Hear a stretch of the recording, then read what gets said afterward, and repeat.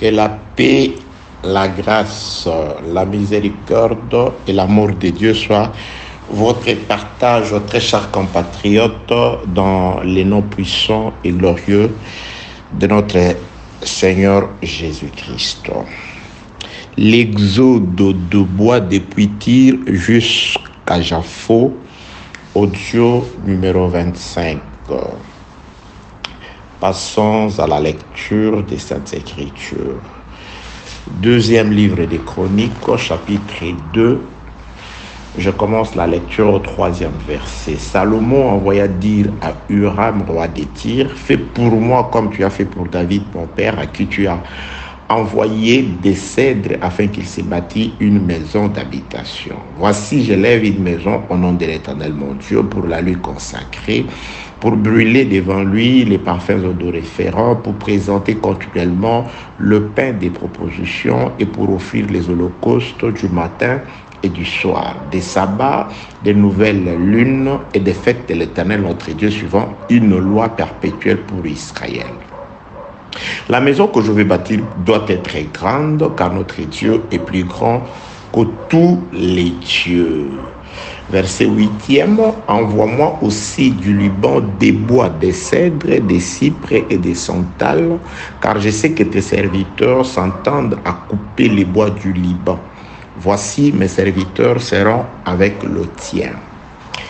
Verset 16e, et nous couperons des bois du Liban autant que tu en auras besoin. Nous te les expédierons par mer en radeau jusqu'à Jaffo et tu le feras monter à Jérusalem. Très chers compatriotes et les concitoyens de la cité éternelle, c'est une joie pour moi de toujours être là lorsque Dieu tient à vous faire connaître sa volonté et que c'est moi qui le choisis comme instrument ou vase à travers lesquels il accomplit cette mission. Ça a toujours été une joie pour moi. Et j'ai béni l'Éternel notre Dieu pour l'amour que vous portez, en tout cas pour la vérité. Si vous m'écrivez, si vous m'envoyez des messages doux qui touchent les cœurs, c'est parce que vous en tenez plus au message, à la parole du Seigneur, et votre amour pour la parole est un sujet de joie et d'encouragement pour moi. J'ai continué de faire ça parce que vous aimez ça, parce que ce que nous sommes en train de faire produit des résultats. Et, en tout cas, je reçois vos messages avec empressement du cœur et ça me fortifie, ça m'encourage. Et vous me dites beaucoup de choses merveilleuses. Entre autres, je me rappelle hier, j'étais en train de marcher et un message était en train. J'auditionnais le message et le frère me disait beaucoup de choses merveilleuses par rapport à ses enseignements. Entre autres, il a dit je me vois comme dans une université en train d'apprendre. Et quand j'écoute les audios, en tout cas, vraiment,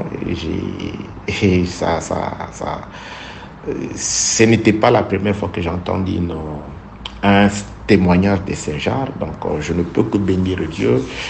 Et je sais que vous aimez la parole, vous partagez ça, c'est une bonne chose. Et pour toi qui ne tombera, cette parenthèse-là est importante parce que chaque jour, nous recevons, et en tout cas, des demandes, des audios. Pour toi qui ne tombera que sur cet audio, sur celui-ci, sache que c'est le 25e, donc il y en a 24 qui précèdent de celui-ci. Essaie d'entrer en contact par la personne au moyen de laquelle tu as reçu l'enseignement par lui. Les audios manquants te seront envoyés. Donc, je sais que vous faites déjà bien quand vous m'écrivez, mais je m'aimerais encore rappeler quelque chose. Lorsque vous m'écrivez pour faire une demande, s'il vous plaît, si vous pouviez commencer par vous présenter, ça va être une bonne chose. Je donne l'exemple. Bonjour bien-aimé, je me prénomme Blanchard, je suis serviteur de Dieu. je vous écris ou je vous envoie ces messages depuis la ville de Guangzhou, dans la province de Guangdong, au pays de la Chine. Donc, si vous pouvez vous présenter et vous localiser aussi, ça va nous aider. Ça va, en tout cas, nous rapprocher. Encore une autre précision. Dès que vous me demandez les audios, vous savez, vous envoyez plus de 20 audios ou même 2-3 audios. Aussitôt que vous le recevez, faites-nous signe de manière à ce que nous puissions les effacer de notre côté afin de ne pas surcharger les téléphones. Vous savez, ça risque de céder. Alors, si les téléphones cèdent brusquement, donc nous allons tous en pâtir, hein, vous et moi. Donc, je serai en manque de ne pas vous envoyer l'enseignement et vous aussi. Je sais que vous êtes enseigné par plusieurs personnes, mais nous allons aussi, je pense en tout cas, vous manquer pendant un temps. C'est pourquoi, dès que vous recevez les audios et que vous les téléchargez, faites-nous signe de manière à ce que nous puissions effacer de notre côté. Et il y avait encore une autre précision, et là je l'oublie, si ça me revient à l'esprit, je vous les donnerai. Que la paix, la grâce et la miséricorde de Dieu soient avec vous au nom de Jésus-Christ. Le déplacement à masse de bois. Les bois doivent quitter le pays de Tyr pour se rendre à Jérusalem. Pourquoi y faire? Parce qu'à Jérusalem, il y a un roi qui siège et qui attend ses bois. Le roi Salomon projette de bâtir, de construire une maison, un temple pour l'Éternel. Alors, il fait sa demande de bois du côté de Tyr. Tyr est un pays étranger qui ne faisait pas partie des territoires qui ont été échus plutôt en partage à Israël. Tyr était un pays à part qui avait aussi un royaume à part qui avait aussi son roi qui s'appelle Huram. Le roi d'Israël qui siégeait dans la capitale Jérusalem s'adressa au roi de Tyr. Le roi d'un pays qui s'adresse au roi d'un autre pays. Il lui fait sa demande. Il lui montre d'abord son projet qui était celui de pouvoir bâtir une maison pour l'Éternel. Et il lui fait la demande que de Tyr, de la terre des païens, qu'on lui envoie de là d'abord un homme intelligent et habile pour aider dans la construction. Et en plus de l'homme habile et intelligent qui doit sortir de Tyr pour la construction du temple à Jérusalem, le roi Salomon, c'est de lui qu'il s'agit, demande aussi 3 espèces de bois. Le bois des cypres, des cèdres et des santales. Cypres, cèdres et santales sont 3 espèces de bois qui se trouvent dans la forêt du Liban du côté de Tyr, du côté étranger. Alors, le roi de Tyr, qui se nomme Huram, obtempère, c'est-à-dire accepte la demande du roi de Jérusalem, Salomon. Il trace l'itinéraire, les parcours par lesquels le bois quitteront le pays de Tyr pour arriver jusqu'à Jérusalem. Donc nous sommes en train d'étudier ce parcours-là. C'est pourquoi l'intitulé de l'enseignement a été comme l'exode de bois depuis Tyr jusqu'à Jaffo. Donc ça, c'est plutôt l'itinéraire, c'est la trajectoire que doivent suivre le bois pour arriver jusqu'à Jérusalem. Le roi Huram, il trace l'itinéraire comme suivant. Nous couperons le bois sur le territoire de Tyr, nous le mettrons par la mer, la voie maritime sous forme de radeaux, nous allons les entasser sous forme de radeaux et nous te les expédierons depuis Tyr jusqu'à Jaffo par voie maritime. Arrivé à Jaffo, toi, Salomon, tu les fais monter à Jérusalem. Notre thème s'intitule de Tyr à Jaffo parce que de Tyr à Jaffo, c'est le travail des ouvriers. Mais à Jaffo, c'est le secret de Salomon. C'est Salomon, une fois que les bois auront atteint la ville de Jaffo, les ports de Jaffo, Salomon c'est Salomon qui fera monter les bois à Jérusalem. Pour ceux qui nous suivent, c'est pourquoi je nous conseille je te conseille plutôt à toi qui ne pourra n'écouter que cet audio, de pouvoir en tout cas rechercher les audios précédents. Ça peut vraiment aider pour l'édification. Ce que j'avais à dire, je sais que vous faites déjà bien, vous partagez les audios. Et si vous trouvez que c'est important, c'est attrayant, ça fortifie, ça vous exhorte, ça vous console, n'hésitez pas non plus à partager les audios avec les autres. La Bible déclare, celui qui arrose sera arrosé. Celui qui amasse et garde le blé, en tout cas, il ne sera pas. Si c'est du blé, ce que vous recevez comme enseignement, vous n'avez pas intérêt à les garder. Vous avez plutôt intérêt à faire comme on vous a fait. Parce qu'on vous mesurera avec la mesure dont vous vous servez pour mesurer les autres. Quand on vous donne, vous aussi donnez libéralement. Vous avez reçu gratuitement, donnez aussi gratuitement. Donc, partagez les audios pour le bonheur des autres et aussi pour que ça puisse produire les mêmes effets chez les autres, les mêmes effets que ça produit lorsque vous les écoutez. Et la paix, la grâce et la miséricorde de Dieu soient avec vous en Jésus-Christ. Donc, le bois pour la construction du temple à Jérusalem doivent partir de Tyr, les territoires de chez les païens. Nous avons compris à travers plusieurs passages des Écritures que ce qui a été écrit d'avance a été écrit pour notre instruction. Quelle est l'instruction que nous recevons par rapport à ce qui est écrit? Nous comprenons que Dieu avait caché une sagesse à travers ces récits-là. Donc en réalité, Dieu ne se met pas en peine de bois. Dieu ne peut pas en réalité écrire sur le bois. Mais Dieu, quand il parle, il s'adresse à son chef-d'œuvre. Le chef-d'œuvre de Dieu, la créature merveilleuse de Dieu, c'est l'homme, c'est Adam. Le problème de Dieu, c'est Adam.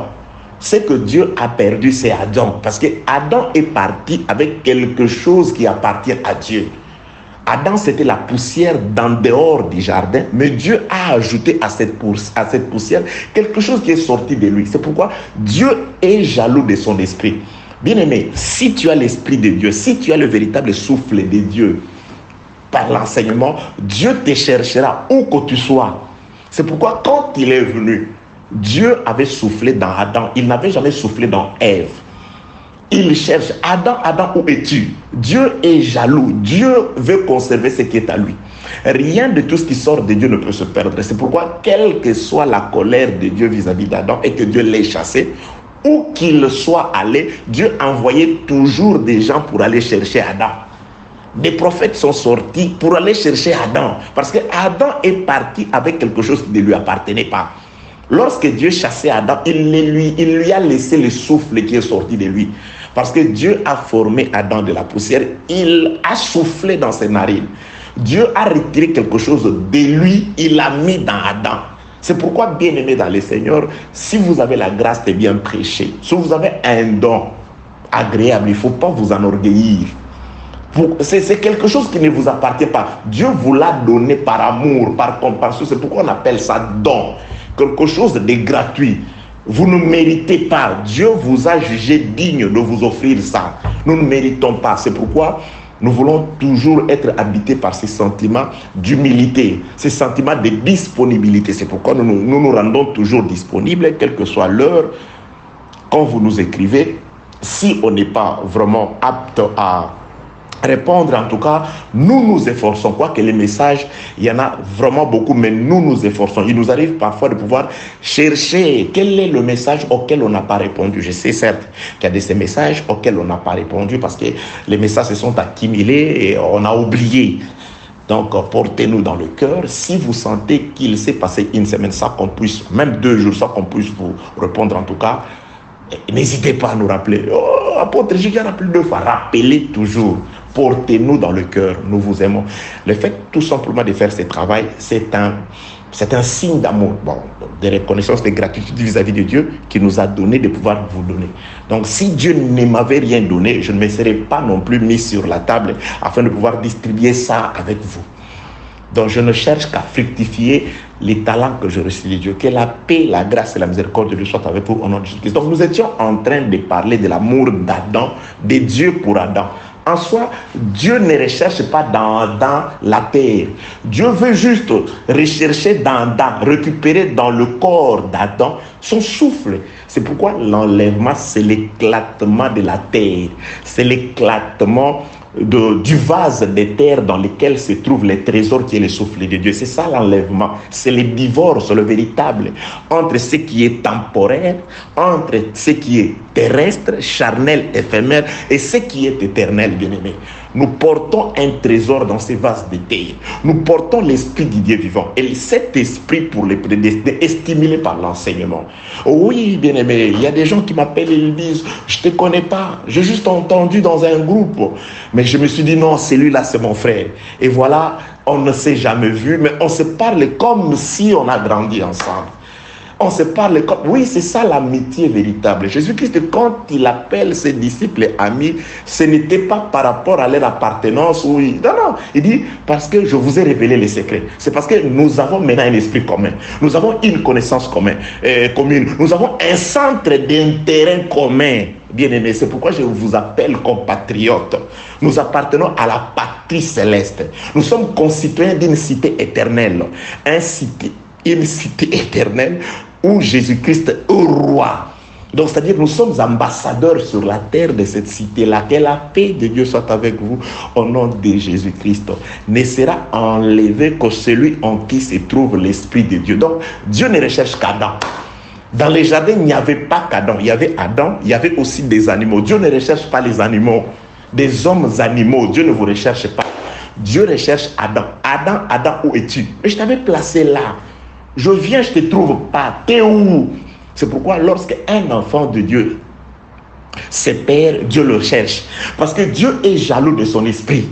Dieu est jaloux de son souffle. Bien-aimé dans le Seigneur, alléluia. Dieu est merveilleux. Le prophète, tout le prophète, ne recherchait qu'Adam. Et le Fils de Dieu, quand il est venu chercher Adam. C'est pourquoi il dit, cette fille d'Abraham-là, ne fallait-il pas qu'on les guérisse les jours du sabbat? La fille d'Abraham, que la paix, la grâce, la miséricorde de Dieu soit avec vous au nom de Jésus-Christ. Donc, bien-aimé, Dieu, quand il parle des arbres qui doivent quitter les territoires de tir en soi, Dieu ne se donne pas en peine des arbres, des choses matérielles, mais Dieu parle de son chef-d'œuvre. Le chef-d'œuvre de Dieu, c'est l'homme, c'est Adam. Donc, Dieu parle d'Adam. Quant à la chair, nous sommes la postérité d'Adam. Parce que les Écritures disent, nous tous qui sommes sur la terre sommes sortis d'un seul sang, du sang d'Adam.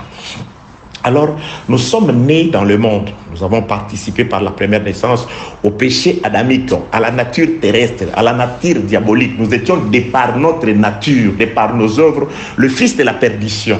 Nous étions éloignés de Dieu.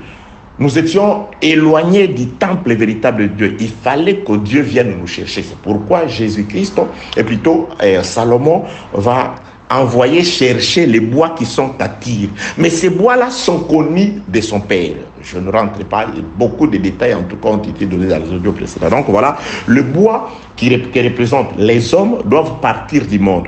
Mais nous ne partirons du monde de Tyr, terre des païens, terre de malédiction, que si nous sommes d'abord coupés avec la terre de Tyr. L'enseignement, bien-aimé, le socle de toutes sortes de révélations, prophéties, doctrines et consorts, c'est la crainte de Dieu. Bien-aimé, c'est le respect absolu de Dieu. Je dis, on peut broncher d'une manière ou d'une autre, mais un homme doit marcher dans la crainte de Dieu. Je parle d'un enfant de Dieu, ministre y compris, bien-aimé dans le Seigneur. D'abord, il y a de ces choses-là qu'on ne doit plus retrouver en nous. Il y a de ces choses-là, nous devons déjà les laisser du côté égyptien, parce qu'on a déjà traversé la mer Rouge. Il y a de ces choses-là, on ne peut plus le retrouver sur nous au désert. Que la paix, la grâce, la miséricorde de Dieu soient avec vous. Donc, les bois ne peuvent jamais arriver ni à Tyr, ni à Jérusalem, s'ils ne sont pas d'abord séparés avec la terre de Tyr. C'est très important. Bien-aimé, que vous soyez prophète, excellent, archibishop, bishop, je ne sais pas celui que vous voulez vous faire appeler, mais quand vous ouvrez votre bouche, que tout ce que vous allez déclarer ait pour objectif numéro 1 de séparer les hommes de la terre du monde. de donner, de transmettre au monde, aux hommes, aux enfants de Dieu, les dégoûts du monde. Vous savez, Dieu avait dit beaucoup de choses aux Israélites. Il leur a dit ceci. Vous n'allez plus reprendre ces chemins par lesquels je vous ai fait passer pour retourner en Égypte. Bien aimé, il y a un enseignement très profond, mais je voudrais juste vous faire quelques flashs. Il dit, vous n'allez plus reprendre ces chemins. Le chemin, c'était la colonne de feu dans le désert qui leur montrait ces chemins-là. C'était un chemin que Dieu frayait, parce que dans le désert, il n'y avait pas de chemin préétabli. C'est-à-dire, c'est la colonne de feu qui leur montrait les chemins, la voie, où ils allaient, comment, quand est-ce, comment, combien de temps marcher, comment marcher, par où marcher. C'était Dieu qui a frayé ces chemins-là pour eux. Alors, notre chemin qui nous conduit dans notre véritable Canaan, c'est la parole de Dieu. Alors Dieu leur dit, vous n'allez pas reprendre ces chemins pour retourner en Égypte. C'est-à-dire, vous n'utilisez pas la parole de Dieu pour retourner dans le monde, pour retourner dans les choses du monde. Il y a des gens qui sont comme ça. Il est pasteur, il utilise les gens pour assouvir, il utilise la parole pour assouvir une cupidité, sa cupidité. Il utilise sa position élevée pour se jouer des sœurs de l'église. Il utilise sa position élevée pour diviser, pour partager les familles, diviser, détruire les gens. Dieu a interdit à Israël, vous n'allez plus reprendre ces chemins ici pour retourner en Égypte. Quoi que Dieu ait dit à Josué, tout lieu où foulera la plante de tes pieds, je te les donnerai, exclut les territoires de l'Égypte. Josué ne pouvait pas se servir de cette promesse pour dire, bon, Dieu a dit tout lieu où foulera la plante de tes pieds, je te les donnerai. Non, il y a des lieux qui ne pouvaient pas lui être donnés. Il dit, là-bas, Édom, vous ne toucherez pas. Je l'ai donné à votre frère Ésaü.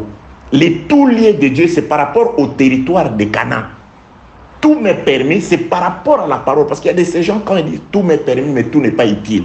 Donc, il lui est permis de pouvoir, il n'était pas permis de faire du mal. C'est par rapport au territoire de Dieu. C'est par rapport à ce qui se vend au marché de Dieu dans les Écritures. Que la paix, la grâce et la miséricorde de Dieu soient avec vous au nom de Jésus-Christ. Donc, je suis allé ici pour nous dire ceci. Donc, l'objectif numéro 1, c'est que le bois doit être séparé de la terre. Ok, une fois séparé de la terre, les Écritures disent l'itinéraire, et on dit ceci, le bois doit voyager depuis, je suis dans le second livre de Chroniques, chapitre 2, verset 16. Et nous couperons du bois du Liban autant que tu en auras besoin, nous te les expédierons par mer en radeau jusqu'à Jaffo. Donc on n'a pas encore expliqué pourquoi par radeau. Nous parlons de la voie maritime. Nous avons compris que des tirs du territoire païen jusqu'à Jaffo, qui était le territoire israélite, un port, mais pas la destination finale. Il y a des gens qui, lorsque Dieu lui donne des richesses de la terre, il se croit tout permis, il dit c'est fini. Non, bien aimé dans le Seigneur, la destination finale c'est Jérusalem. Mais il y a quand même des stations, on peut être dans le manque, Dieu peut vous visiter financièrement, gloire à Dieu. Mais vous n'utilisez pas ça comme si vous étiez déjà arrivé. Il y a des gens qui sont élevés quant à la chair, ils utilisent leur position élevée pour faire souffrir les autres. Ce n'est qu'un point de transition. La destination finale, c'est Jérusalem d'en haut. C'est là où on nous attend. C'est là où sont les appartements, où nous allons festoyer, où nous allons nous égayer autour du nom, autour du mari. Que la paix, la grâce et la miséricorde de Dieu soient avec vous au nom de Jésus-Christ. Donc, dans la mer, des tirs jusqu'à Jaffo, cette tronçon-là de route, voilà, ça va se faire par la voie maritime. Nous avons compris que cette tronçon de route équivaut au passage qu'Israël a traversé depuis la mer Rouge jusqu'au fleuve Jourdain, qui était la porte de la terre promise. Donc, la mer Rouge, c'était la porte de l'Égypte, la porte qui a fermé l'Égypte, et le fleuve Jourdain, c'était la porte d'ouverture de la terre promise. Et cette tronçon-là, c'était le désert. Donc, dans le désert, Israël devait traverser les épreuves. Il a traversé les épreuves, il a combattu, il a été tenté. Et Dieu le dit dans le livre de Deutéronome chapitre 8, versets 14 et 15. Il l'a fait passer par ce désert affreux où il y avait des serpents brûlants, un soleil accablant, il y avait des scorpions, il n'y avait pas à manger, il n'y avait pas de l'eau. C'était pour le prouver.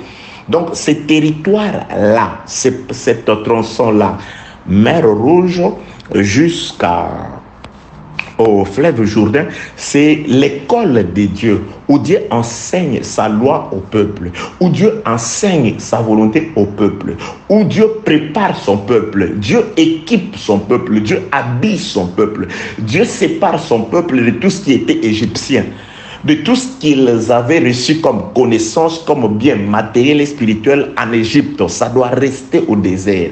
Bien aimé, si Dieu tarde, le frère Paul dit, c'est pour notre salut.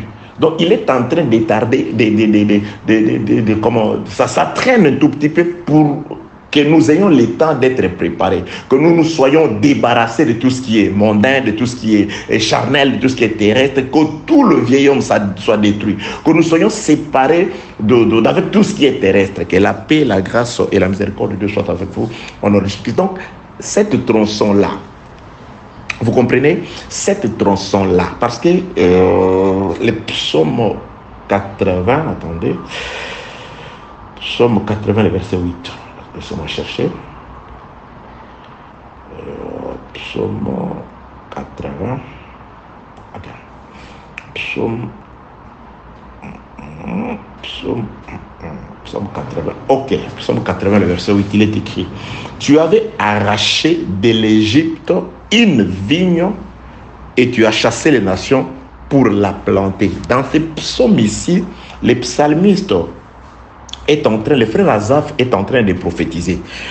Il représente Israël comme une vigne que l'Éternel Dieu est allé arracher de l'Égypte. Vous voyez, une vigne que Dieu a arrachée en Égypte pour qu'il aille la planter sur le territoire des Canaan.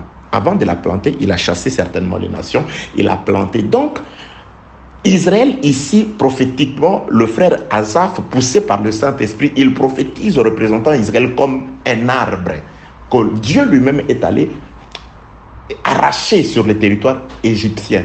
Il a dit à Moïse, Exode 3, je vis la souffrance de mon peuple, j'ai entendu ces cris, je suis descendu pour les délivrer. Donc Dieu est descendu à travers l'homme de Moïse, selon qu'il est écrit, Exode 7, je te fais Dieu. Donc Dieu, par sa parole, par sa puissance, par le miracle, par sa main puissante, à travers l'homme, instrument Moïse, il est descendu pour arracher Israël comme une vigne.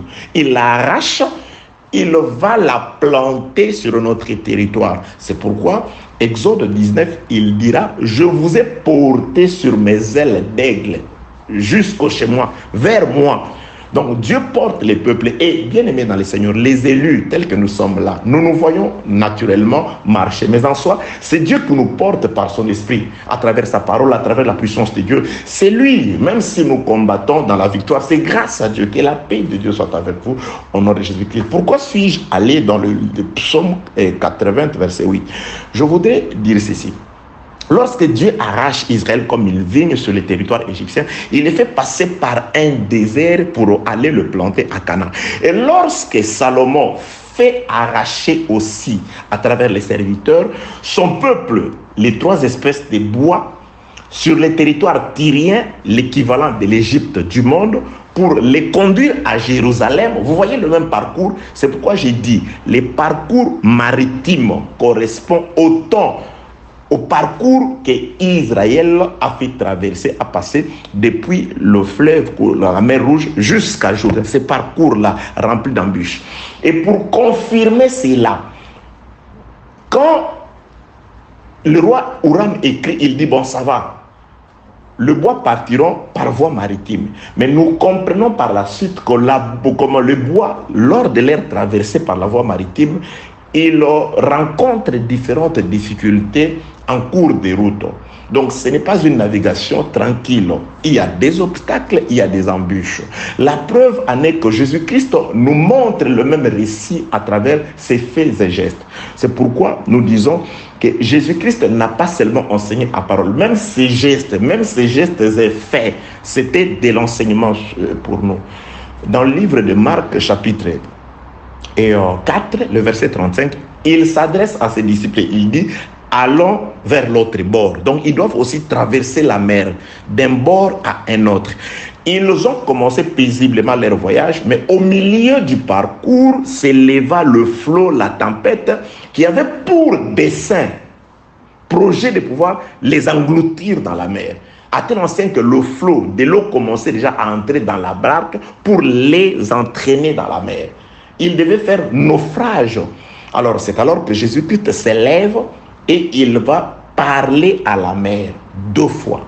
Silence, puis tais-toi. Et la mer plutôt devint tranquille. Que la paix, la grâce et la miséricorde de Dieu soient avec vous. Donc, les parcours d'un bord vers l'autre, c'est un parcours truffé d'embûches. Il y a des obstacles, il y a des épreuves, il y a des difficultés, il y a des combats qu'on rencontre sur la route. C'est la raison pour laquelle nous sommes allés comprendre dans les Écritures qu'est-ce qui a fait lever le flot, qu'est-ce qui est à la base des embûches, qu'est-ce qui est à la base des obstacles que nous rencontrons dans cette vocation céleste que nous avons reçue du Seigneur. Depuis que nous avons accepté le Seigneur Jésus-Christ, jusqu'à les rencontrer, il y aura des embûches, parce que le frère Paul nous prévient quand il écrit à Timothée, il dit « Or, pour tous ceux qui veulent vivre pieusement en Jésus-Christ, ils seront persécutés. » Donc, les persécutions seront là. Qui sera à la base? Qui est à la base de ces persécutions-là? Qui est à la base des tumultes? Qui fait soulever le flot?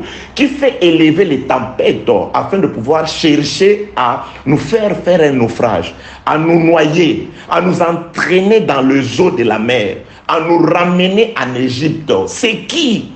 Nous sommes allés, très chers compatriotes, dans ce qui est écrit dans le livre de Ézéchiel, au chapitre 32e, Ézéchiel, chapitre 32e, attendez, je suis en train de chercher, Ézéchiel, chapitre 32e. Avant d'arriver à Ézéchiel 32e, je vais ajouter, je lis d'abord Ézéchiel, chapitre 32, verset 2. Fils de l'homme, prononce une complète sur Pharaon, roi d'Égypte. Tu lui diras, tu ressemblais à un lionceau parmi les nations. Tu étais comme un crocodile dans les mers. Tu t'es lancé dans tes fleuves, tu troublais les eaux avec tes pieds. Tu agitais l'air flot. Donc nous avons compris que dans la mer, il y a un crocodile. Et ce crocodile, c'est l'homme de Pharaon. Il était sur la terre comme un roi qui régnait, qui faisait souffrir le peuple. Dieu l'a combattu. Exode chapitre 15, du 1er au 14e verset. Moïse et les enfants d'Israël chantent un cantique spirituel disant que l'Éternel Dieu a renversé dans la mer le cheval et son cavalier. Or, le cheval et les cavaliers, c'est le roi de l'Égypte qui régnait, qui dominait. C'est l'œuvre de la croix. Par l'œuvre de la croix, Jésus-Christ les a vaincus à la croix. Il les a dépouillés de l'autorité, des forces et puissances et consorts. Jésus-Christ a vaincu, il a triomphé à la croix. Ça, c'est un triomphe. Pour nous, il a triomphé. C'est pourquoi il nous a aussi transmis un pouvoir. Nous avons ce pouvoir grâce à l'œuvre de la croix. Nous sommes secourus aujourd'hui grâce à l'œuvre de la croix. Donc, la mer Rouge, c'est aussi, entre guillemets, l'équivalent de l'œuvre de la croix, où un cheval et son cavalier, c'est-à-dire Pharaon et son armée, ont été vaincus, engloutis par les eaux. Naturellement, on le croyait mort. Oui, la chair meurt. Mais l'esprit qui faisait souffrir le peuple par Pharaon, cet esprit-là est resté sous forme d'un crocodile. C'est pourquoi ici, la prophétie, Ézéchiel voit Pharaon dans la mer, c'est-à-dire après l'œuvre de la croix, il voit Pharaon dominer dans la mer sous forme d'un crocodile. Qu'est-ce qu'il fait? Il utilise ses pieds afin de pouvoir agiter l'eau. Donc nous comprenons qu'à cette époque ici, le diable ne peut pas se manifester encore physiquement. Il a déjà été vaincu à la croix. Et il y a la présence de celui qui les retient. Le Saint-Esprit ne les retient afin qu'il n'apparaisse que lorsque l'Esprit partira, qu'à son temps. Mais pour le moment, il est englouti dans la mer. Il est comme s'il n'est pas là. Mais il est là, il agit à travers le ministère de pied, Nous avons compris dans les Écritures que le pied parle du ministère de la parole, selon qu'il est écrit dans le livre de Romains chapitre 10, le verset 15. Ils sont beaux les pieds de ceux qui annoncent la paix, de ceux qui annoncent la bonne nouvelle. Donc, les évangélistes de paix, le ministre de la justice, c'est des pieds qui annoncent la paix, la tranquillité. Et il n'y a pas sur les champs que les évangélistes de la paix, que ceux qui viennent du ciel. Il y a aussi des envoyés de Satan. Dès Corinthiens chapitre 11, ce gens-là, c'est des faux travailleurs, c'est des faux apôtres, c'est d'ouvriers menteurs, des serviteurs de Satan qui se déguisent en anges de lumière. C'est des loups qui viennent en nous en peau de brebis. Ils font semblant d'être des serviteurs de Dieu, mais en réalité, c'est des serviteurs de Satan. Ils sont comme le pied du crocodile qui est caché. Il utilise le pied afin de pouvoir agiter l'eau. C'est pourquoi le frère Paul dira, non qu'il y a un autre évangile, Galates chapitre 1, verset 7, il y a un seul évangile, mais il y a des gens qui nous troublent. Il y a des gens qui veulent renverser l'évangile de Christ, avec le raisonnement, avec les envies, avec la cupidité comme mobile, avec toutes ces choses-là. Ils n'ont pas pour souci, ou ils n'ont pas dans le cœur les soucis de pouvoir, les soucis du salut des âmes, mais ils veulent soit utiliser les âmes pour s'enrichir, utiliser les âmes pour exprimer leur domination. Que la paix, la grâce et la miséricorde de Dieu soient avec vous au nom de Jésus-Christ. Ézéchiel chapitre 29, le verset 3e. Parle et tu diras, ainsi parle le Seigneur, l'Éternel. Voici j'en veux à toi, Pharaon roi d'Égypte, grand crocodile, qui te couche au milieu de tes fleuves et qui dit, mon fleuve est à moi. C'est moi qui l'ai fait. Il se couche au milieu des fleuves. Il s'est dit, le fleuve est à moi. Qui? Pharaon. C'est pourquoi Jésus-Christ, quand il est venu, je suis en livre de Luc, chapitre 4, vous commencez du 1er jusqu'au 8e verset, Jésus-Christ va rencontrer aussi Pharaon. C'est lui qui se glorifie dans le fleuve et qui dit, le fleuve est à moi. C'est moi qui l'ai créé. Jésus-Christ rencontre un crocodile, Pharaon, dans la peau de Satan. Luc, chapitre 4, il lui dit, voici toute la terre. Elle est à moi. Ça m'a été donné. Je donne la gloire à qui je veux. Il se présente en maître qui règne sur la terre. Vous voyez? C'est-à-dire, le diable, il prend plusieurs aspects. Que la paix, la grâce et la miséricorde de Dieu soient avec vous au nom de Jésus-Christ. Donc, Jésus-Christ l'a rencontré, quelqu'un qui se glorifie. Il est à moi. Je suis Caïn. Confère. La ville qui porte le nom du fils de Caïn. Allez sur YouTube, tapez, c'est un enseignement, apôtre Blanchard, la ville qui porte le nom du fils de Caïn. Et vraiment, Dieu nous a dit des choses fabuleuses concernant la gloire de ce monde. Vous n'aurez peut-être plus, après avoir écouté cet enseignement, une vision, et vous aurez certainement une vision différente de tout ce qui se passe dans ce monde après avoir écouté la ville qui porte le nom du fils de Caïn. C'est sur YouTube, apôtre Blanchard Ingala. Que la paix, la grâce et la miséricorde de Dieu soient avec vous. Donc, nous sommes en train de voir ici les Écritures qui représentent Pharaon comme étant un crocodile. Alors, quand on parle du Pharaon ici, il ne s'agit pas de l'homme Pharaon. On parle tout simplement de l'esprit du diable. L'esprit qui a autrefois dominé et qui a été vaincu à la croix par Jésus-Christ. Jésus-Christ l'a vaincu, mais il lui a juste changé d'humilier. Mais il ne l'a pas totalement anéanti. Il est où? Il est caché dans la mer. Il ne manifeste que son ministère, son pied, le pied du crocodile qui sont en train d'agiter l'eau. Et parlant du pied des crocodiles, nous avons vu beaucoup de choses. Que la paix, la grâce et la miséricorde de Dieu soient avec vous au nom de Jésus-Christ. Donc, nous sommes au temps où nous sommes en train, avec les seigneurs, nous sommes dans une barque en train de naviguer. Nous devons partir du monde jusqu'à Jérusalem, c'est-à-dire de la mer Rouge jusqu'au fleuve Jourdain afin d'entrer dans le pays de la promesse. Nous partons des Tyr comme des bois jusqu'à Jaffo. Nous traversons la mer. Mais nous devons déjà être préparés spirituellement pour savoir que nous rencontrerons certainement des difficultés en cours de navigation. Nous aurons habité contre les flots et nous comprenons qu'est-ce qui élève le flot. C'est lui qui élève le flot, c'est le crocodile qui est caché dans l'eau. Pourquoi est-il caché? Parce qu'il y a une force qui le retient. Il ne peut pas se manifester physiquement aujourd'hui pour dominer. Il ne peut pas sortir. Bien aimé, il y a de ces témoignages-là. N'écoutez même pas. Quelqu'un dit, voilà, moi j'étais le secrétaire de Lucifer. Et une femme va vous dire, non, voilà. Et elle écrit beaucoup de livres qui sont liés et suivis. Elle propose même des délivrances. Vous ne voyez pas que c'est un agent de Satan. Elle dit, j'étais la femme de Satan. Entre guillemets. Bien-aimé, mon peuple périt faute de connaissances. Il faut savoir représenter les choses dans les temps. Nous sommes à l'époque où il n'y a pas un seul, il y a plusieurs antichrists. Tu étais la femme d'un homme possédé ou d'un féticheur, d'un magicien, d'un serviteur de Satan, d'un homme serviteur de Satan. Le diable est esprit. C'est comme si aujourd'hui un homme, un pasteur disait, je suis l'épouse de Jésus, moi, physiquement. Nous sommes plusieurs, nous représentons tous l'épouse de Christ par rapport à sa sémence. Le diable suit le sacerdoce de Christ, c'est un imitateur. Il est comme ça, partout où Christ est, il prend l'aspect de Jésus, l'aspect de Dieu. Lorsque dans la maison d'Adam, Dieu est là sous forme d'Abel, lui, le diable, il vient comme frère d'Abel dans la forme de Caïn. Dans la maison de Jacob, celui qui persécute Jacob, l'esprit de l'erreur, celui qui a le paix, c'est son frère Ésaü. Ismaël est là contre Isaac. Ainsi de suite, Jésus dans la chair, il va choisir. Le fils de la perdition, il va choisir. Il dit non, moi je ne peux pas travailler isolé. Je dois toujours les rapprocher de moi. Parce qu'il doit être là. Jésus va dire, Judas, toi viens. N'est-ce pas moi qui vous ai tous choisis? L'un de vous est un démon. Il va faire rapprocher Judas. Judas marche avec Jésus. Judas mange comme Jésus. Quand Jésus va mourir, Judas comprend que non, le sacerdoce va changer. Il va mourir pour devenir l'esprit. Moi aussi, je dois mourir.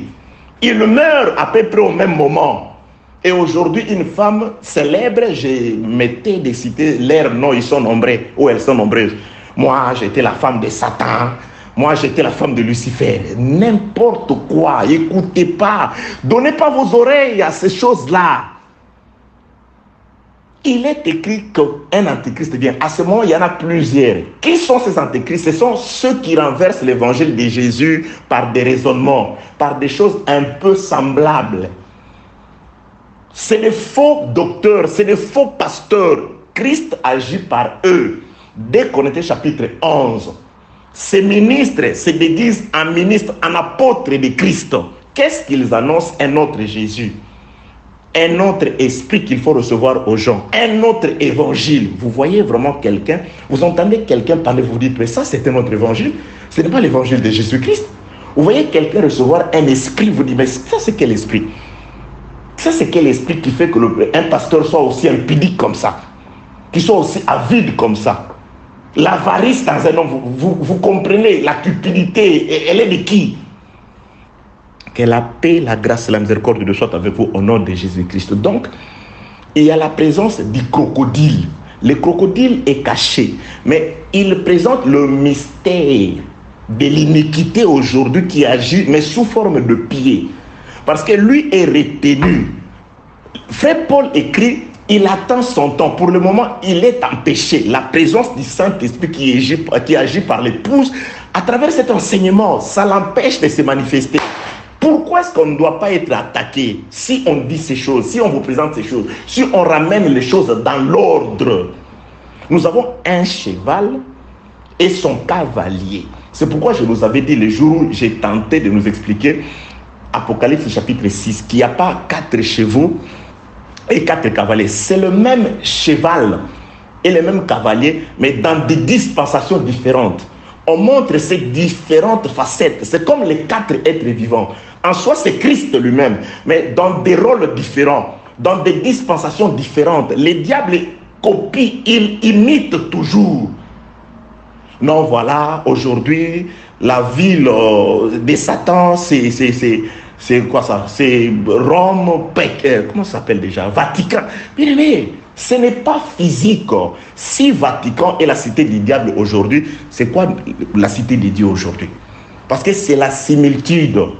Ça va toujours. Lorsqu'il est spirituel, il devient spirituel. Aujourd'hui, le diable sait que la force réside dans ce qui est spirituel. Et il prend aussi des corps. De même que Jésus utilise Blanchard, un corps, le diable utilise aussi des corps, des hommes. De même que on utilise des assemblées. Le diable utilise aussi les mêmes assemblées, mais avec l'enseignement. Bien aimé, c'est dans les mêmes églises. L'endroit le plus dangereux aujourd'hui, ce sont les églises. Bon, je ne dis pas de ne pas y aller, parce que c'est là où il y a des gens qui sont debout. Parce que le diable veut faire tomber les gens. Ceux qui sont dehors, ils sont déjà tombés. Comment va-t-il pêcher encore les poissons qui sont dans son aquarium? Ceux du dehors sont déjà dans son aquarium. C'est des assemblées des hommes là. Ils sont déjà dans son aquarium. C'est là où vous dites que la vérité, c'est là qu'il vient pêcher. C'est la barque dans laquelle il y a les seigneurs. C'est celui-là que le flot renverse. C'est celui-là que les eaux entrent pour les engloutir. Car les restes des hommes, c'est les poissons qui sont dans la mer avec Pharaon déjà. Il n'y a pas beaucoup d'hommes sur la terre, hein, mais il y a beaucoup d'animaux. Il y a des hommes qui ont la morphologie des hommes, mais qui ont l'esprit des animaux. Il y a certaines personnes, Dieu le voit comme des animaux. La morphologie, oui, c'est une femme, c'est une sœur, c'est un ministre. Mais Dieu regarde, il voit un animal en cravate. Il voit une femelle, je sais pas, d'un animal maquillé. Que la paix, la grâce et la miséricorde de Dieu soient avec vous au nom de Jésus-Christ. Donc, bien aimé, cette tronçon, cette tranche du parcours qui va des Tyr jusqu'à Jaffo par voie maritime, là, le bois vont buter à des obstacles. Ils vont rencontrer des tumultes dans la mer. Jésus-Christ dit, allons à l'autre bord. D'un bord vers l'autre bord, d'une rive vers l'autre rive, au milieu, il y a des tumultes. Pourquoi, bien-aimés? Lorsque nous traversons, lorsque Israël était en train... Je nous avais promis de parler sur les œuvres de Babylone. C'est là où je parlerai de cette notion-là, de cette période-là du milieu. Vous vous rendez compte? Je vous donne un flash dans le Seigneur. Jésus-Christ est baptisé. Quand Jésus-Christ est baptisé, une colombe, c'est-à-dire il est baptisé dans le fleuve Jourdain, on le plonge et on le fait sortir. Qui baptise Jésus? C'est un sacrificateur, c'est quelqu'un de la tribu de Lévi qui s'appelle Jean-Baptiste. Retenez, un homme de la tribu de Lévi, il baptise Jésus. Comment il prend Jésus? Il le fait plonger dans l'eau. Jésus-Christ ressort de l'eau. Ok, je n'ai pas le temps de détails parce que Jésus-Christ doit quitter l'eau avant que la colombe ne descende sur lui. Il doit sortir de l'eau, la colombe descend. Et quand la colombe descend sur Jésus, enseigne à ces Jésus baptisés, la colombe les conduit dans le désert. Vous voyez? Après la mer Rouge, Israël également. Le frère Paul 1 Corinthiens chapitre 10 compare la mer Rouge au baptême. Israël est baptisé par la mer Rouge, il reçoit la colonne de feu, direction désert. Israël passe 40 ans dans le désert. Jésus-Christ va abréger. Il va réduire les 40 ans en 40 jours. Ça, c'est Dieu qui dit. De même que vous avez mis 40 jours pour exploiter la terre promise, vous traverserez, vous passerez 40 ans au désert. Il fait correspondre les 40 jours aux 40 ans. On n'écarte pas les zéros. Cet enseignement sur Dieu ne compte pas les zéros, je ne sais pas quel est ce Dieu qui ne compte pas les zéros. Vous le dites par rapport aux chiffres arabes. Si on enseigne aux chiffres romains, donc peut-être 20, ça ne s'écrit pas de la même façon, que vous n'aurez pas des zéros. Ok, que la paix, la grâce et la miséricorde de Dieu soient avec vous, Jésus-Christ. Donc, je suis en train de nous dire ceci. Jésus-Christ est baptisé. Et quand il est baptisé, une colombe descend sur Jésus. L'Esprit de Dieu sous forme, la colonne de feu sous forme de colombe descend sur Jésus. Indique, fait prendre à Jésus les chemins du désert, où Jésus-Christ sera tenté. Il sera tenté dans les déserts pendant les 40 jours. Et la même chose, Jésus-Christ ne vient qu'accomplir ce qu'un premier fils de Dieu avait déjà accompli. Parce que Dieu appelle Israël son fils premier-né. Le fils premier-né de Dieu, Israël, quand Dieu le libère de l'Égypte, il le fait baptiser aussi par la mer Rouge. Il le fait recevoir la colonne de feu, la colombe sous forme de la colonne de feu, de la colonne de nuée. Il le dirige au désert. Jésus-Christ vient accomplir exactement. De même que lorsqu'ils sont au désert, Israël est tenté. Il y a des filles de Moab par Balaam qui sont venues les tenter. Et plusieurs sont tombés. Jésus-Christ aussi, il est tenté par Satan dans les déserts. Et la Bible déclare, lorsque Jésus-Christ a surpassé, surclassé la tentation du diable, il a été servi par la suite par les anges. Et Israël aussi, après avoir été tenté pendant 40 ans au désert, ceux qui ont surclassé la tentation ont aussi à Jésus-Christ servi par les anges. C'est Israël qui rentre dans la terre promise. Que la paix de Dieu soit avec vous au nom de Jésus-Christ. Israël dans son tronçon, mer Rouge, Jourdain, là, il a été tenté aussi par des filles de Moab qui ont organisé. Là, je suis dans le livre d'Apocalypse, chapitre 2. Tenté par ces filles-là qui ont organisé un repas. Et quand ils les ont attirés par le repas, et quand ils sont allés pour manger le repas, ils se livrèrent l'impudicité avec ces filles-là. Et qui poussait ces filles-là? Il y avait un prophète qui était caché sur la montagne. Il y avait un prophète et un roi, Balaam et Balak, devant cet autel. Ils étaient devant cet autel, cachés sur la montagne. C'est Balaam qui a conseillé à Balak, le roi de Moab, de pouvoir mettre cette pierre d'achoppement. Qu'est-ce que tu veux faire? Pour les avoir, il faut envoyer des filles. Il a coopté toute la stratégie. Lui était sur la montagne, caché. On ne voyait pas Balak, le prophète. Mais sur la terre, on voyait le fille qui était là, qui avait préparé des nourritures délicates et délicieuses. Les gens sont attirés par cette nourriture et cette nourriture les a conduits à l'idolâtrie. Ainsi, l'exterminateur les a frappés. Ça, c'était dans les déserts. Et pour comprendre, Dieu fait voir la même chose à Jean. Et pour faire voir la même chose à Jean, Jean dit, Apocalypse chapitre 17, « Je fus ravi en esprit dans un désert. » Donc Dieu va ramener à Jean au désert afin que Jean voie la même réalité qu'Israël avait vue, la même réalité que Jésus-Christ a vue, mais sous une autre forme. Jean voit dans un désert un fleuve sous lequel est cachée une bête, sur lequel émerge une femme. Il y a une femme qui est en train de distribuer du vin, qui commet aussi l'impudicité, ou dans un désert spirituel que Jean voit. Donc Jean voit la scène des Israélites, des Juifs avec les femmes de Moab. Jean voit ça, mais sous une autre forme. Apocalypse chapitre 17, la bête cachée dans l'eau, mais on voit une femme. On peut dire, voilà, elle n'est pas si méchante que ça. On ne voit pas la bête. Pourquoi? Parce qu'elle est cachée. Mais on voit que la femme qui est assise sur cette montagne. Or, en Israël aussi, dans les déserts, on ne voyait pas Balaam qui était caché sur la montagne là-bas, avec cet autel devant lui, mais on ne voyait que des femmes qui avaient aussi des repas qui attiraient les Israélites à l'impudicité, à cause desquels ils sont morts au désert. Que la paix, la grâce et la miséricorde de Dieu soient avec vous au nom de Jésus-Christ. Vous voyez des similitudes, bien-aimés dans le Seigneur. C'est pourquoi je dis ceci. On ne se précipite pas dans les parler de la prophétie quand vous n'avez pas d'abord maîtrisé les éléments.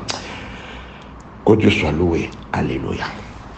Ok, je retourne, je sors, je les expliquerai très bien. Vous allez comprendre le jour où Dieu, si Dieu permet, que je nous parle sur les œuvres de Babylone. Vous allez comprendre c'est quoi les 10 rois, les 7 montagnes. Est-ce la pauvre ville de Rome? Déjà non. Aujourd'hui, c'est un sacerdoce spirituel. Les diables utilisent certes des corps, mais ils n'utilisent pas une ville comme ça. Là, c'est le siège des diables. Ça, bien aimé, c'est une dérive. Vous prenez une fausse route et le diable est content que vous croyez à ça. Vous croyez que votre église peut devenir le siège du diable si l'enseignement est changé. On est église de Dieu pas par rapport au local, mais lorsque là, l'enseignement qui est prêché est l'enseignement de la vérité. Vous êtes une assemblée des saints, je ne sais pas, l'assemblée des élus, où on prêche la vérité. Mais quand le pasteur qui prêche la vérité n'est pas là, et qu'un usurpateur arrive, c'est fini. Vous êtes transformé à un temple des démons. Oui! L'homme est mesuré par rapport à la nourriture. Bien aimé, ce qui a tué le monde, c'est la nourriture. C'est parce que l'homme a mangé une fausse nourriture. C'est ainsi la mort est entrée. C'est pourquoi Jésus-Christ a disposé le salut par la nourriture. Avant de s'en aller, ce qu'il a laissé aux disciples, c'est le pain et le vin, la nourriture. Parce que c'est la nourriture. Alors quand une mauvaise nourriture est placée devant l'église, quel que soit ce qu'on a écrit, quel que soit les cantiques que vous avez chantés, ou la personne qui l'a prêché, c'est fini. Vous êtes transformé à une maison d'idole, à une caverne de voleurs, à ce moment-là, c'est l'enseignement qui est la farine qui rentre pour changer, donner vie aux coloquintes sauvages, aux mauvais enseignements, à la mort. Que la paix de Dieu soit avec vous au nom de Jésus-Christ. Donc, bien aimé, je suis dans le ministère de pieds. Je nous avais dit qu'il y a beaucoup de choses à dire là-dessus. Le ministère des pieds du crocodile. Le crocodile est dans l'eau. Il est caché dans l'eau. Regarde Ézéchiel chapitre 29, ce qui se dit sur lui. L'Éternel Dieu dit à Ézéchiel, il lui dit, parle et tu diras, ainsi parle le Seigneur. Ézéchiel 29, 3. Ainsi parle le Seigneur, l'Éternel, voici j'en veux à toi, Pharaon, roi d'Égypte, grand crocodile, qui te cache au milieu de tes fleuves et qui dit, mon fleuve est à moi. C'est moi qui l'ai fait. Il s'approprie ce monde.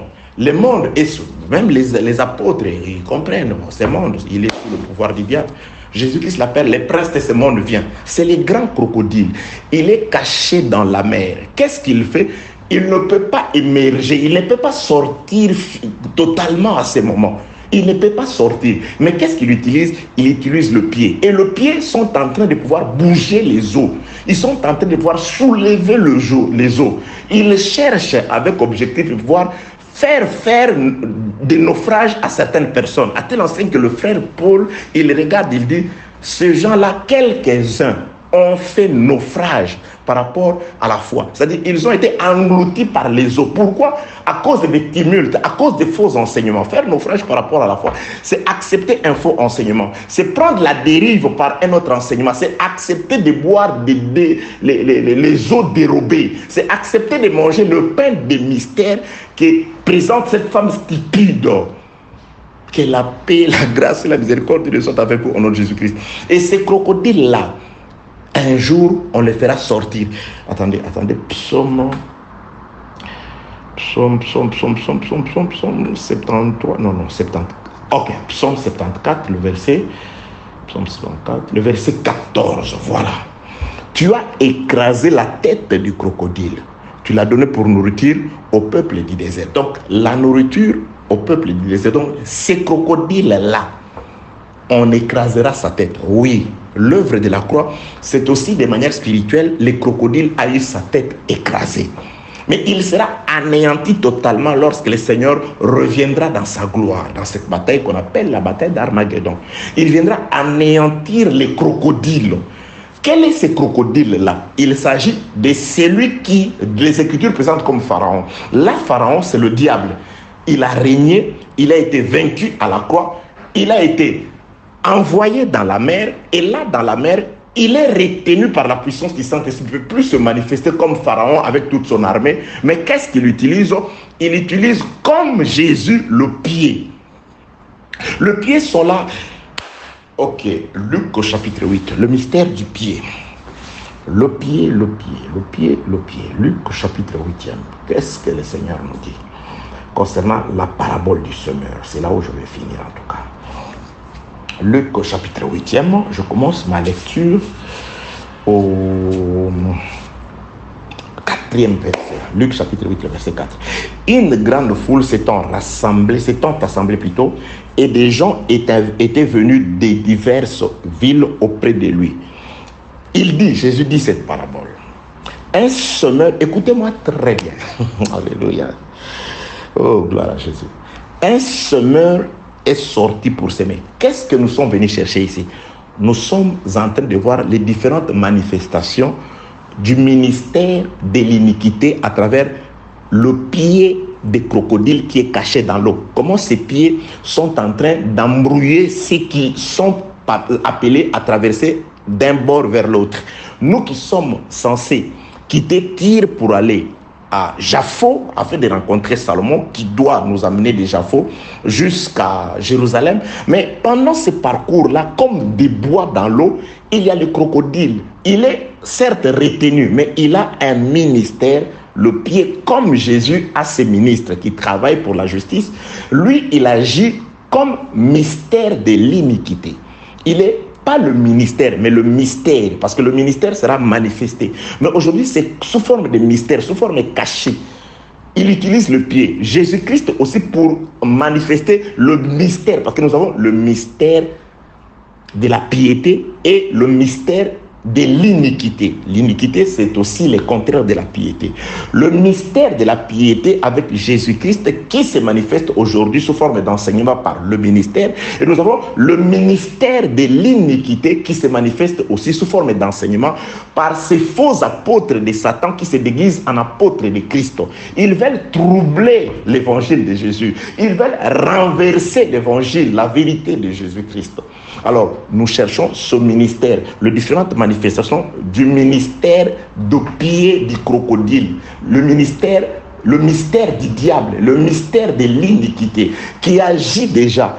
Mais lui, le diable est retenu dans l'eau. C'est la femme qui est assise sur la bête. La bête est engloutie, on ne peut pas le voir. La bête est cachée. On voit juste une femme qui a une apparence inoffensive. On écrit l'église de Jésus. Vous allez là-bas, c'est un pasteur qui a la forme de l'agneau. Dieu vous aime, non. Donnez, Dieu vous aime, Dieu vous aime. Mais au-delà, c'est un loup qui dévore. Sa maison, c'est le séjour des morts. Que la paix, les œuvres de Babylone nous feront voir plutôt toutes ces choses-là. Si Dieu est avec nous, priez. Que Dieu nous fortifie, que Dieu nous rende disponibles et que Dieu permette à ce que quand nous aurons à ouvrir la bouche, qu'on exprime exactement la pensée de Dieu. Car un peu de levain fait lever toute la pâte. C'est l'esprit de l'erreur qui fait aujourd'hui dire beaucoup de choses méchantes à des personnes. Des choses mauvaises, mais qui ont une parure de la vérité. Mais c'est des mensonges qui tuent. Luc chapitre 8, le verset 5e, un semeur sorti pour s'aimer sa sémence. À lui, la sémence du semeur. Ce n'est pas la sémence de quelqu'un d'autre. C'est la sémence du semeur. C'est très important. Ok. Il est quelle heure? Waouh, une heure déjà. Un semeur sorti pour s'aimer sa sémence. Comme il s'aimait, une partie de la sémence tomba le long du chemin. Elle fit fouler au pied. Ah, vous voyez, le pied. On foulait et les oiseaux du ciel le mangèrent. Je me limite là. Je vais nous donner un résumé. De Luc chapitre 8, du 4e, vous descendez. Jésus-Christ parle d'un semeur. Et par la suite, vous verrez que le semeur, c'est Dieu. Et la semence, c'est la parole. Les semeurs qui sèment sa parole, c'est-à-dire cette semence-là, c'est la parole. Et la parole de Dieu, quand elle est descendue, parce que cette sémence, Jésus-Christ, c'est comme ça qu'il interprète, qu'il donne la première interprétation. Parce que Jésus, quand il interprétait de son vivant, il laissait toujours une marge afin qu'on vienne faire des miracles plus que lui. Ceux qui croiront feront. Oui, c'est ça. Nous expliquons dans beaucoup de sens, grâce à lui, grâce à son esprit. Parce que quand nous croyons, nous recevons de son esprit, il nous donne de l'intelligence d'expliquer les choses. Ok. Jésus-Christ dit, le semeur c'est Dieu. Et sa sémence c'est la parole. Et la parole quand elle tombe, premièrement si vous lisez toute la parabole, vous allez vous rendre compte que la parole du semeur tombe sur 4 terrains différents. Le premier terrain c'est la route, le long du chemin. Le second terrain c'est un terrain rocailleux. Le troisième terrain c'est un terrain épiné où il y avait des épines. C'est le 4e terrain qui était la bonne terre. On ne dit pas grande chose sur la bonne terre. Pourquoi est-elle une grande, une bonne terre? Mais nous savons pourquoi. Parce que c'était une terre qui renfermait un trésor. Bien, mais si vous n'avez pas de trésor, vous ne pouvez pas recevoir la semence et reproduire. Jésus-Christ complète cette parabole. Il dit, quelqu'un qui a trouvé un champ qui renferme un trésor, il va tout vendre afin de s'acheter ces champs-là. Quel est le trésor qu'il y avait? Oui, le trésor, c'est la capacité de reproduire d'un grain 30, 60 et 100. Ça, c'est le trésor qui renfermait le 4e terrain. Ok, que la paix de Dieu soit avec vous au nom de Jésus. Donc, nous avons 4 espèces de terrains. Le chemin, les terrains où il y avait des pierres, le 3e terrain où il y avait des épines, et le 4e terrain, c'est la bonne terre, les bons terrains. Alors, nous divisons ça en 2 parties. Nous avons le mauvais terrain et les bons terrains. Quoique les mauvais terrains sont expliqués de 3 manières. La route, mais ça ne produit pas. Le semeur n'est pas content. La parole tombe, mais la parole meurt. Sur le trois terrains, le problème c'est que la mort de la sémence. Le quatrième terrain, c'est la mort et la résurrection de la sémence. Que la paix, la grâce et la miséricorde de Dieu soient avec vous. Dans l'explication, Jésus-Christ explique les trois premiers terrains comme des hommes qui sont méchants. C'est-à-dire, le premier, c'est quelqu'un qui n'a pas la foi, qui est des incrédules et tout et tout. Et le troisième ou le quatrième terrain, c'est un homme qui a la foi, qui peut garder et reproduire la parole. Alors, je prends aujourd'hui un seul terrain. On parle de la sémence. Donc, la sémence, c'est Jésus. Le jour où je vous enseignerai sur ça, sur cette parabole, vous allez vous rendre compte que les quatre terrains, en soi, c'est un seul terrain. C'est ces terrains-là qui avaient toutes ces choses-là. Parce que les épines, ce sont des Juifs qui ont étouffé le Seigneur Jésus-Christ, qui l'ont tué. Le pierre, c'est toujours la maison d'Israël, dont l'incrédulité a tué les seigneurs. C'est par incrédulité qu'ils ont tué. La route, c'est toujours la maison d'Israël, vous allez le voir. Donc, il fallait que Jésus-Christ fasse un travail. Quel travail?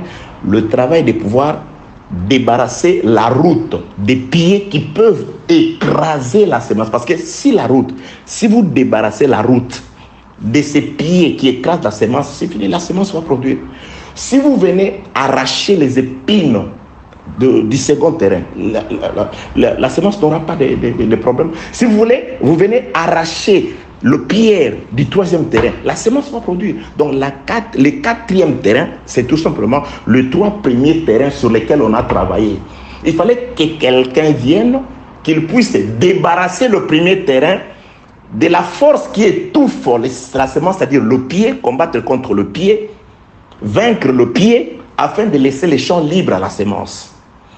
Revenir encore, combattre le pierre, débarrasser les terrains de pierre afin de laisser les champs libres à la sémence. Débarrasser le terrain des épines, défricher les terrains, sarcler les terrains, de manière à ce que la sémence puisse tomber et reproduire plusieurs. Que la paix, la grâce et la miséricorde de Dieu soient avec vous au nom de Jésus-Christ.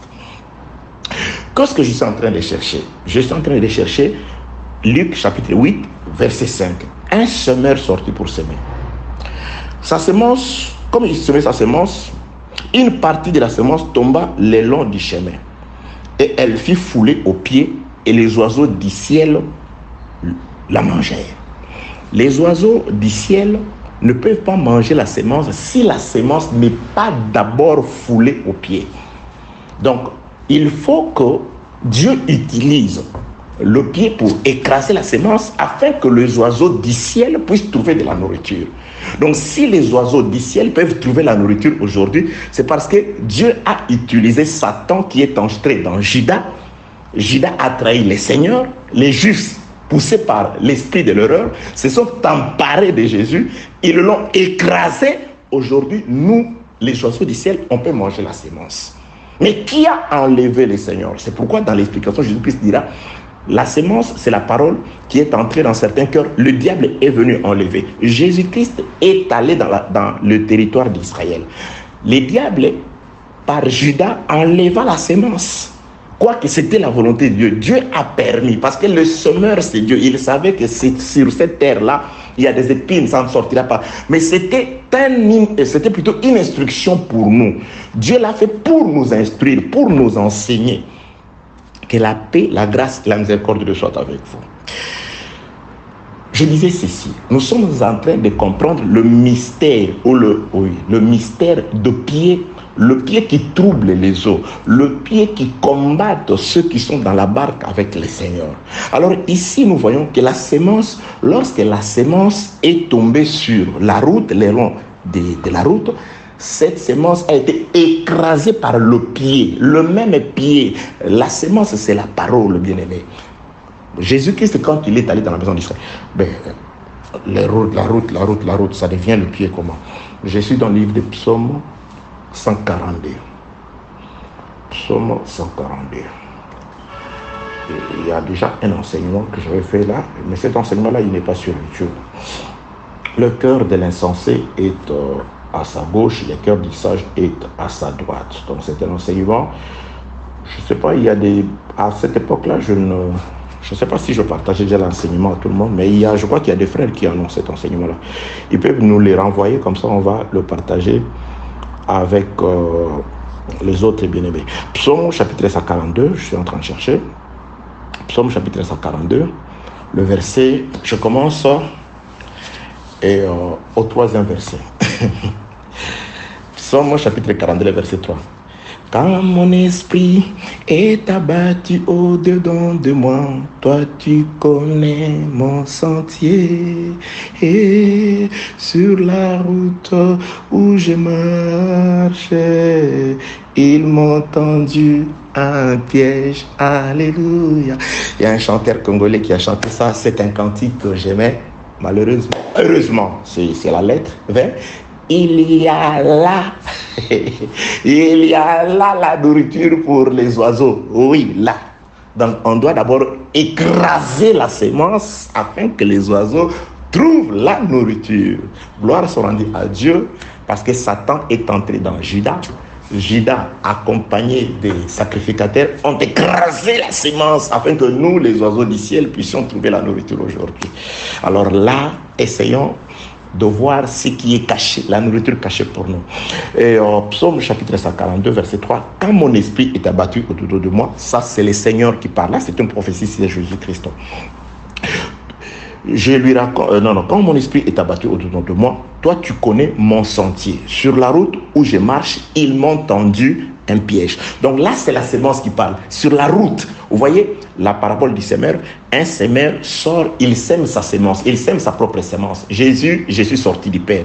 Il dépose son propre fils sur la route, sur le long du chemin. Et là, qu'est-ce qui arrive? Le pied vont écraser. Jésus, quand il est venu dans la maison d'Israël, ils l'ont tendu de piège. Il voulait le faire. Devons-nous payer beaucoup de pièges dans les... C'était ça. Je descends. Verset 4. Jette les yeux à droite et regarde. Personne ne me reconnaît. Tout refuge est perdu pour moi. Nul ne prend souci de ma vie. Ça, je dois cacher. Je dois cacher. Mais lui aussi, Jésus, quand il est venu, à droite, personne ne l'a reconnu. Ça, c'est une prophétie. Jette les yeux à droite. C'est pourquoi je dis, si tu n'as pas l'Esprit de Dieu, tu vas chanter n'importe quoi, tu vas dire n'importe quoi.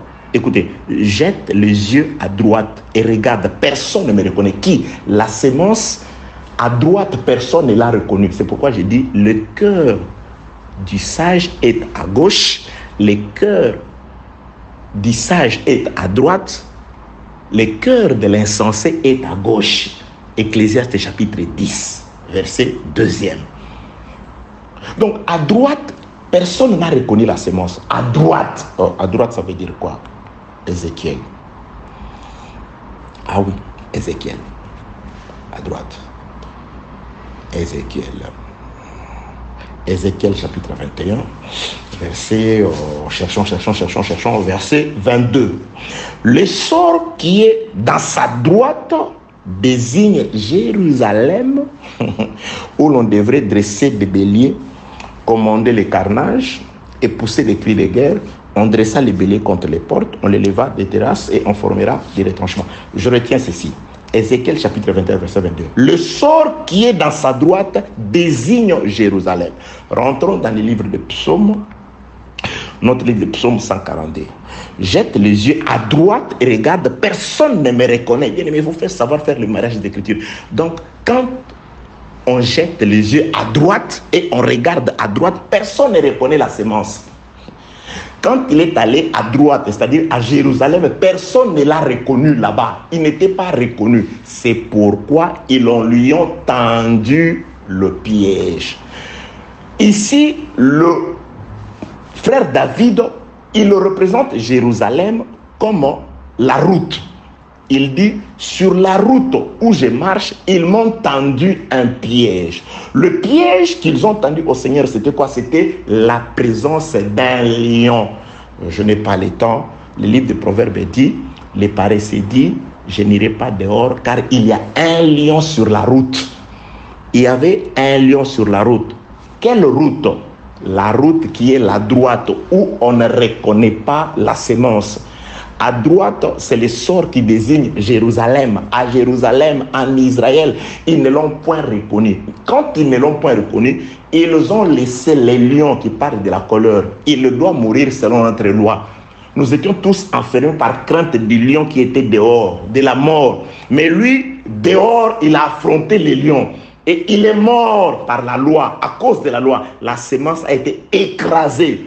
Aujourd'hui, écrasée, étouffée par les lions, par la loi. Aujourd'hui, nous les oiseaux, on peut manger de la viande, de la sémence. On peut profiter plutôt de la sémence qui a été écrasée par les lions. Que la paix de Dieu soit avec vous au nom de Jésus-Christ. Je suis dans le pied. Nous avons compris que la route, c'est le passage de la sémence.